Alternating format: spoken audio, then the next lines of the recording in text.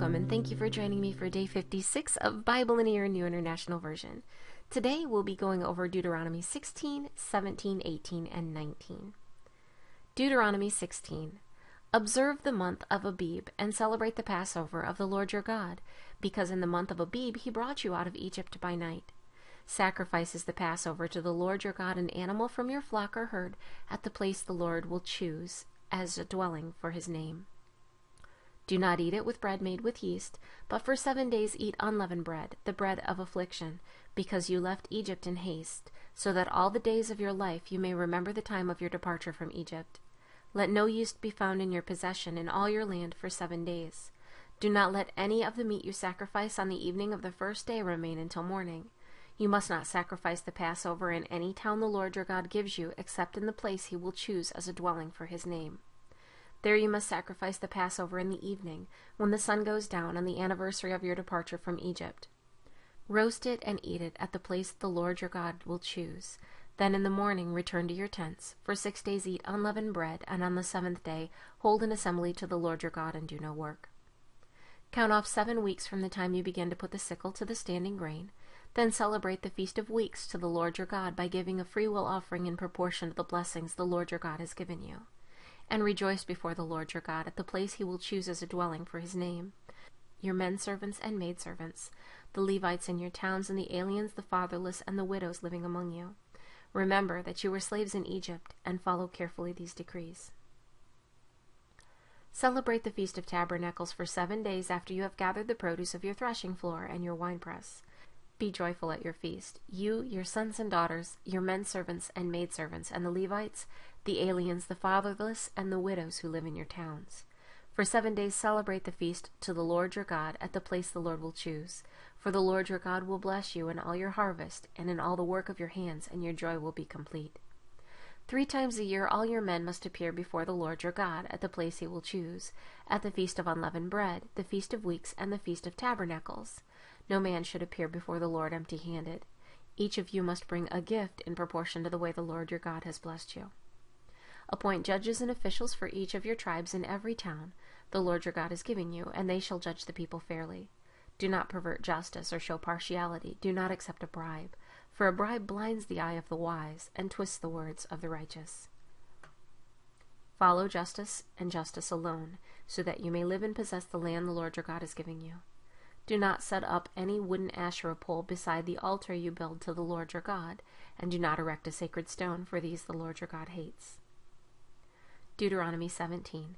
Do not sacrifice to the Lord your God an ox or a sheep that has any defect or flaw in it. That would be detestable to him. If a man or woman living among you in one of the towns the Lord gives you is found doing evil in the eyes of the Lord your God in violation of his covenant, and contrary to my command has worshipped other gods, bowing down to them, or to the sun, or the moon, or the stars of the sky, and this has been brought to your attention, then you must investigate it thoroughly. If it is true and it has been proved that this detestable thing has been done in Israel, take the man or woman who has done this evil deed to your city gate and stone that person to death. On the testimony of 2 or 3 witnesses, a man shall be put to death, but no one shall be put to death on the testimony of only 1 witness. The hands of the witnesses must be the first in putting him to death, and then the hands of all the people. You must purge the evil from among you. If cases come before your courts that are too difficult for you to judge, whether bloodshed, lawsuits, or assaults, take them to the place the Lord your God will choose. Go to the priests who are Levites, and to the judge who is in office at that time. Inquire of them, and they will give you the verdict. You must act according to the decisions they give you at the place the Lord will choose. Be careful to do everything they direct you to do. Act according to the law they teach you and the decisions they give you. Do not turn aside from what they tell you to the right or to the left. The man who shows contempt for the judge or for the priest who stands ministering there to the Lord your God must be put to death. You must purge the evil from Israel. All the people will hear and be afraid, and will not be contemptuous again. When you enter the land the Lord your God is giving you, and have taken possession of it and settle in it, and you say, "Let us set a king over us like all the nations around us," be sure to appoint over you the king the Lord your God chooses. He must be from among your own brothers. Do not place a foreigner over you, one who is not a brother Israelite. The king, moreover, must not acquire great numbers of horses for himself, or make the people return to Egypt to get more of them, for the Lord has told you, you are not to go back that way again. He must not take many wives, or his heart will be led astray. He must not accumulate large amounts of silver and gold. When he takes the throne of his kingdom, he is to write for himself on a scroll a copy of this law, taken from that of the priests who are Levites. It is to be with him, and he is to read it all the days of his life, so that he may learn to revere the Lord his God, and follow carefully all the words of this law and these decrees, and not consider himself better than his brothers, and turn from the law to the right or to the left.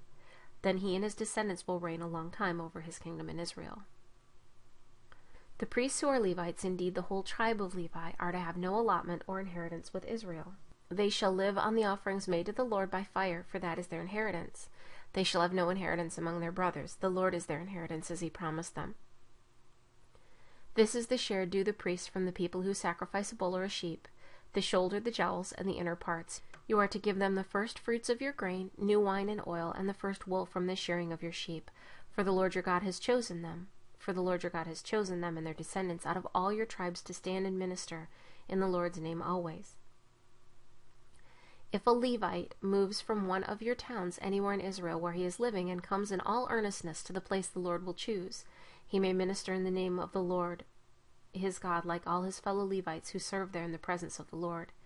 He is to share equally in their benefits, even though he has received money from the sale of family possessions. When you enter the land the Lord your God is giving you, do not learn to imitate the detestable ways of the nations there.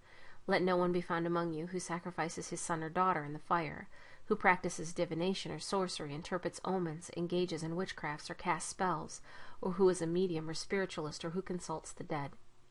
Anyone who does these things is detestable to the Lord, and because of these detestable practices, the Lord your God will drive out those nations before you.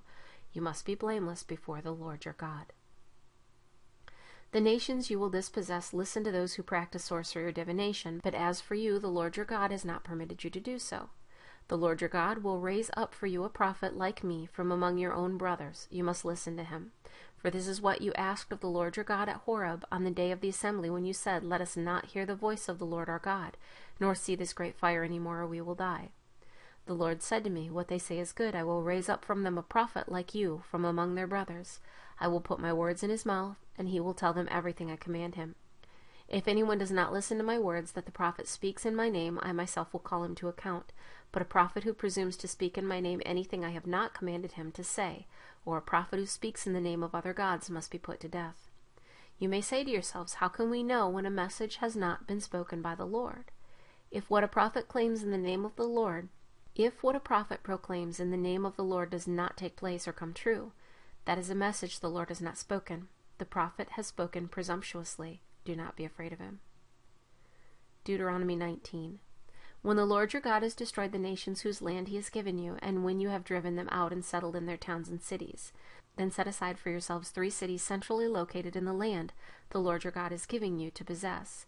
Build roads to them and divide into 3 parts the land the Lord your God is giving you as an inheritance, so that anyone who kills a man may flee there.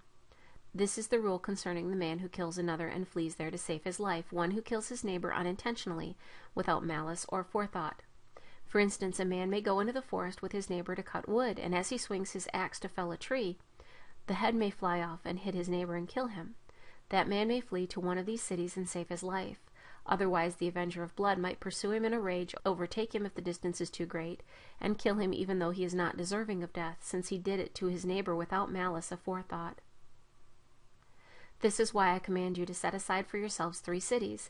If the Lord your God enlarges your territory as he promised on oath to your forefathers, and gives you the whole land he promised them, because you carefully follow all these laws I command you today, to love the Lord your God and to walk always in his ways, then you are to set aside 3 more cities. Do this so that innocent blood will not be shed in your land, which the Lord your God is giving you as your inheritance, and so that you will not be guilty of bloodshed.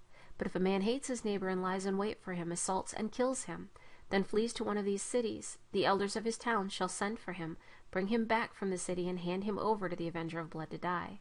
Show him no pity. You must purge from Israel the guilt of shedding innocent blood, so that it may go well with you. Do not move your neighbor's boundary stones set up by your predecessors in the inheritance you receive in the land the Lord your God is giving you to possess. One witness is not enough to convict a man accused of the crime or offense he may have committed. A matter must be established by the testimony of 2 or 3 witnesses. If a malicious witness takes the stand to accuse a man of a crime, the two men involved in the dispute must stand in the presence of the Lord before the priests and the judges who are in office at the time. The judges must make a thorough investigation, and if the witness proves to be a liar, giving false testimony against his brother, then do to him as he intended to do to his brother. You must purge the evil from among you. The rest of the people will hear of this and be afraid, and never again will such an evil thing be done among you. Show no pity. Life for life, eye for eye, tooth for tooth, hand for hand, foot for foot. Thank you for joining me for Day 56 of Bible in a Year New International Version. I look forward to seeing you tomorrow for Day 57.